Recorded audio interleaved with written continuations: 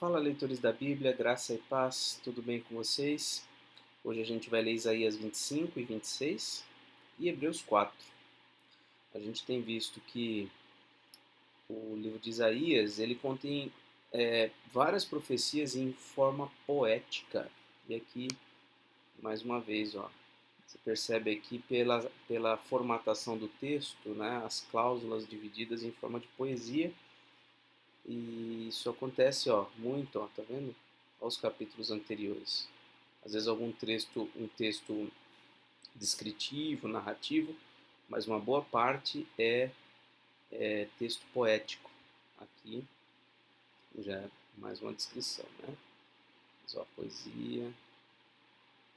E aqui na Nova Almeida Atualizada, eles fizeram bem em colocar dessa forma, para que a gente que está fazendo a leitura possa discernir esse detalhe, né, de que é uma poesia em forma poética, é uma profecia em forma poética, né? Então isso é muito interessante na Almeida Revista Atualizada, e outra, se eu não estou enganado, não aparece. Quer ver? Deixa eu ver se eu consigo abrir aqui a Almeida Revista Atualizada em Isaías 25. Olha aqui, é texto corrido, tá vendo? Texto corrido.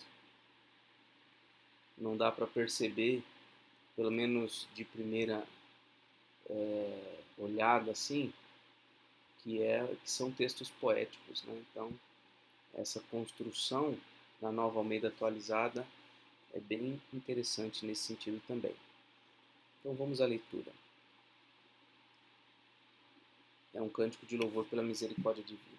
Ó Senhor, Tu és o meu Deus, eu te louvarei e louvarei o Teu nome. Eu te exaltarei e louvarei o Teu nome, porque tens feito maravilhas e tens executado os Teus conselhos antigos, fiéis e verdadeiros. Porque da cidade fizeste um montão de pedras, e da cidade fortificada uma ruína. A fortaleza dos estrangeiros já não é cidade, e jamais será construída. Por isso um povo forte te glorificará, e a cidade das nações opressoras te temerá. Porque foste a fortaleza do pobre, e a fortaleza do necessitado na sua angústia, refúgio contra a tempestade e sombra contra o calor. Porque a fúria dos tiranos é como a tempestade contra o muro, como o calor em lugar seco. Tu farás cessar o tumulto dos estrangeiros. Como o calor se abranda com a sombra de uma nuvem, assim o hino triunfal dos tiranos será silenciado. Um banquete para todos os povos. O Senhor dos Exércitos dará neste monte um banquete para todos os povos. Será um banquete de carnes suculentas e vinhos envelhecidos. Carnes suculentas com tutanos e vinhos envelhecidos bem clarificados. Neste monte ele acabará como o pano que cobre todos os povos e com o véu que está posto sobre todas as nações. Tragará a morte para sempre, e assim o Senhor Deus enxugará as lágrimas de todos os rostos, e tirará de toda a terra o vexame do seu povo, porque o Senhor falou. Naquele dia se dirá: Eis que este é o nosso Deus, em quem esperávamos, e ele nos salvará.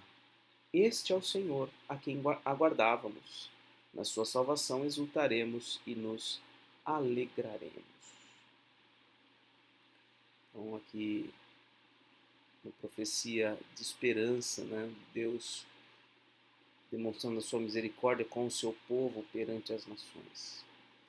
Uma coisa aqui para a gente também notar, né, nessas profecias, em forma poética, talvez para nós, embora esteja construído de uma forma poética, a gente não vê aqui rimas, a gente não vê aqui traços característicos de uma poesia comum da língua portuguesa.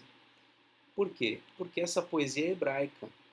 Então, na hora que é feita a tradução, dificilmente se consegue estabelecer o mesmo ritmo das palavras, as mesmas rimas.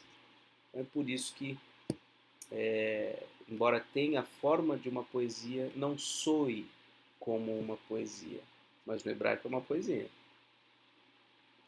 Porque a mão do Senhor repousará neste monte, mas Moabe será pisoteado no seu lugar, como se pisa a palha na esterqueira. No meio disto, Moabe estenderá os braços como o nadador os estende para nadar, mas o Senhor lhe abaterá o orgulho, apesar da perícia dos seus braços. Ele derrubará as altas fortalezas das muralhas de Moabe. Irá abatê-las e derrubá-las até o chão, até o pó. Castigo sobre Moabe. Agora, Isaías 26. Cântico de confiança na proteção divina. Naquele dia se entoará este cântico na terra de Judá. Temos uma cidade forte, na qual Deus põe a salvação como muralha e defesa. Abram os portões, para que entre a nação justa, que guarda a fidelidade. Tu, Senhor, conservarás em perfeita paz aquele cujo propósito é firme, porque ele confia em ti. Confiem sempre no Senhor, porque o Senhor Deus é uma rocha eterna. Ele derruba os que habitam no alto, na cidade elevada. Derruba e humilha até o chão, até o pó. O pé a pisará, os pés dos aflitos e os passos dos pobres. A vereda do justo é plana. Tu que és justo, aplanas a vereda do justo. Também através dos teus juízos, Senhor, te esperamos. No teu nome e na tua memória está o desejo da nossa alma. Com minha alma suspiro de noite por ti, e com o meu espírito dentro de mim eu te busco ansiosamente. Porque quando os teus juízos reinam na terra, os moradores do mundo aprendem a justiça. Ainda que se mostre favor ao ímpio, nem por isso ele aprende a justiça. Até na terra da retidão ele comete a iniquidade e não vê a majestade do Senhor. Senhor, a tua mão está levantada, mas eles não a veem. Porém eles verão o teu zelo pelo povo e ficarão envergonhados. Que o teu furor, por causa dos teus adversários, os consuma. Senhor, concede-nos a paz, porque todas as nossas obras tu as fazes por nós. Ó Senhor, nosso Deus, outros senhores têm tido domínio sobre nós, mas nós louvamos unicamente o teu nome. Eles estão mortos, não voltarão a viver. São apenas sombras, não ressuscitarão, porque tu os castigaste e destruíste, e apagaste completamente a lembrança deles. Tu, Senhor, aumentaste o povo e tem sido glorificado. Alargaste todas as fronteiras do país. Senhor, na angústia te buscaram. Vindo sobre eles a tua correção, derramaram as suas orações. Como a mulher grávida que vai dar à luz, se contorce e grita de dor, assim estávamos nós, na tua presença, ó Senhor. Concebemos e nos contorcemos em dores de parto, mas o que demos à luz foi vento.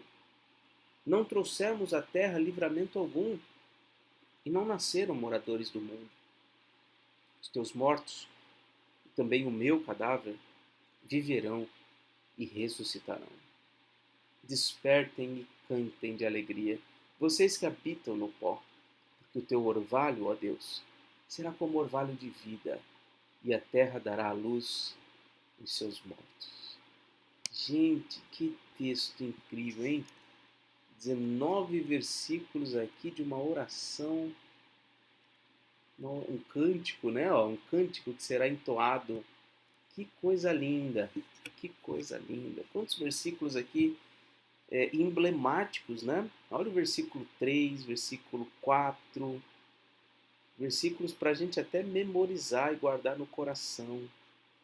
Olha o versículo 12, Senhor, concede-nos a paz, porque todas as nossas obras tu as fazes por nós. Que versículo impressionante.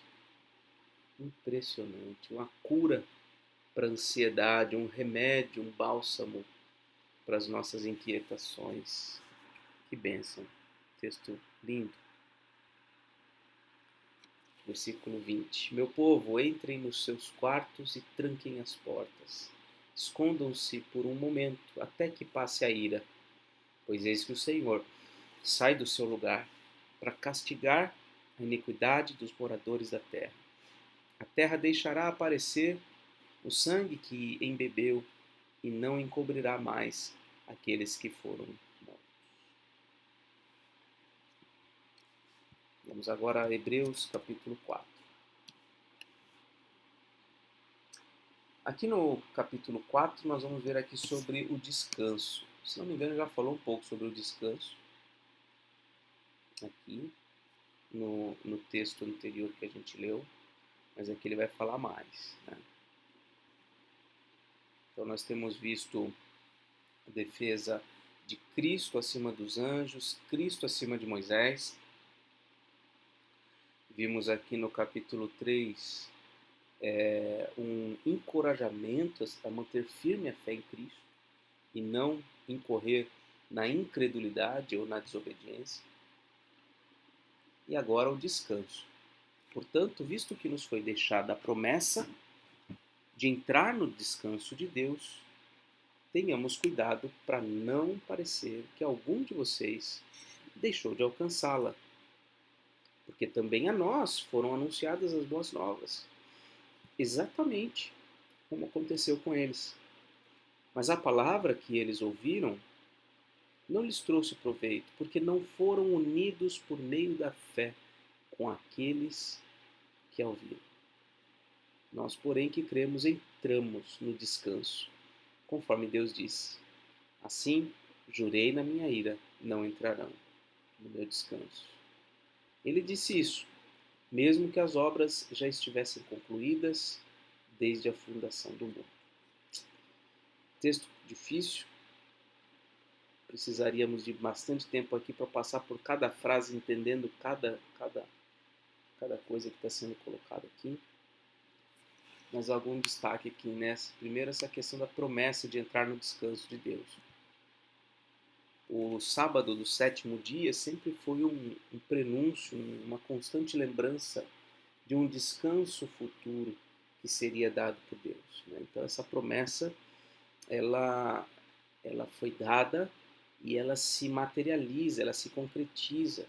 Jesus, quando veio, disse: venham a mim, vocês que estão cansados e sobrecarregados, e eu vos aliviarei. Tomem sobre vocês o meu jugo, aprendam de mim, porque sou humilde e manso de coração, e vocês acharão descanso para a alma de vocês. Porque o meu jugo é suave, meu fardo é leve. Então, Jesus está dizendo que Ele é o descanso. O descanso veio. O descanso veio. O sábado do sétimo dia sempre apontou para o descanso que nós temos na vinda de Cristo. Mas não só isso, o sábado do sétimo dia é um mandamento que reúne muita coisa, é muito profundo, né? Há uma obrigação moral diante de Deus de descansarmos no dia do descanso que Ele estabeleceu. Há uma conexão com a pessoa de Cristo e o descanso futuro, como nós estamos vendo exatamente nesse texto. E quando Cristo veio, não creio que nós somos desobrigados do quarto mandamento. O quarto mandamento, ele é importante, ele faz parte dos 10, e os 10 mandamentos continuam vigorando. Nós não temos, os cristãos não são cristãos de 9 mandamentos, mas de 10. E o descanso continua sendo um mandamento. Ainda que nós saibamos que o nosso descanso está em Cristo, que nós já o obtivemos, ainda aguardamos um descanso futuro, que é o que esse texto aqui de Hebreus 4 é muito interessante para a gente observar. O fato de que nós já temos, olha aqui, tenhamos cuidado para não parecer que algum de vocês não deixou de alcançar essa promessa, quer dizer, nós já temos, mas também é algo que ainda a gente vai desfrutar, tá? Ele diz aqui, ó, nós, porém, que cremos, entramos no descanso. Então nós já estamos dentro do descanso, já estamos em Cristo, mas ainda há um descanso eterno, de dimensões mais profundas, a ser experimentado, que é o que a gente vai ver aqui. Porque em certo lugar assim disse a respeito do sétimo dia. No sétimo dia Deus descansou de todas as obras que tinha feito. E novamente, no mesmo lugar, é dito, não entrarão no meu descanso. Então, no sétimo dia Deus descansou, é uma citação de Gênesis 2. Não entrarão no meu descanso, é uma citação aí, por exemplo, do Salmo 95, né? E é um reflexo, provavelmente, deixa eu ver aqui se aparece, mas é o reflexo aqui da, do que Deus pronuncia a respeito dos rebeldes, dos ingratos, dos maus. Por exemplo, toda aquela geração que saiu do Egito não entrou em Canaã. Por quê?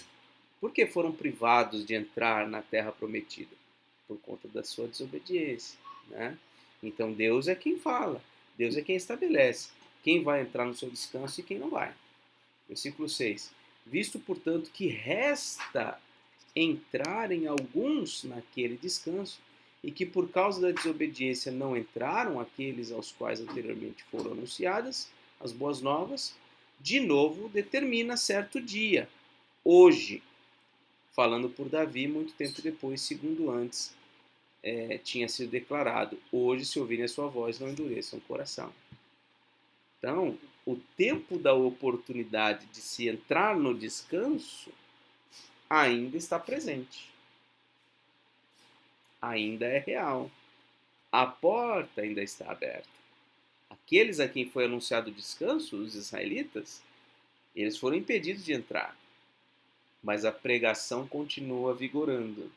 Então, hoje, se ouvirem a sua voz, não endureçam o coração. Versículo 8. Ora, se Josué lhes tivesse dado descanso, não falaria posteriormente a respeito de outro dia. Portanto, resta um repouso, olha aí, resta um repouso sabático para o povo de Deus. Lembra que eu falei? Nós já temos o descanso, a porta está aberta para quem ainda não entrou entrar, e ainda resta um repouso sabático para o povo de Deus. Porque aquele que entrou no descanso de Deus, também ele mesmo descansou de suas obras, como Deus descansou das suas. É possível que aqui seja uma menção a Cristo. Deixe-me ver aqui, Apocalipse 14, 13. Então ouvi uma voz do céu dizendo, escreva, bem-aventurados os mortos, que desde agora morrem no Senhor. Assim diz o Espírito, para que descanse das suas fadigas, pois as suas obras os acompanham. Bom, não sei. Então, aquele que entrou no descanso de Deus, pode ser Cristo, pode não ser, não fiz aqui uma exegese, não estudei aqui as posições dos estudiosos para ver de quem que ele está falando aqui. Mas o fato é, aquele que entrou no descanso de Deus, também ele mesmo descansou das suas obras, como Deus descansou das suas lá na criação. Portanto, olha só, esforcemo-nos por entrar naquele descanso, a fim de que ninguém caia segundo aquele exemplo de desobediência. Porque a palavra de Deus é viva e eficaz, e mais cortante do que qualquer espada de dois gumes, e penetra até o ponto de dividir alma e espírito, juntas e medulas, e é apta para julgar os pensamentos e propósitos do coração. E não há criatura que não seja manifesta na sua presença.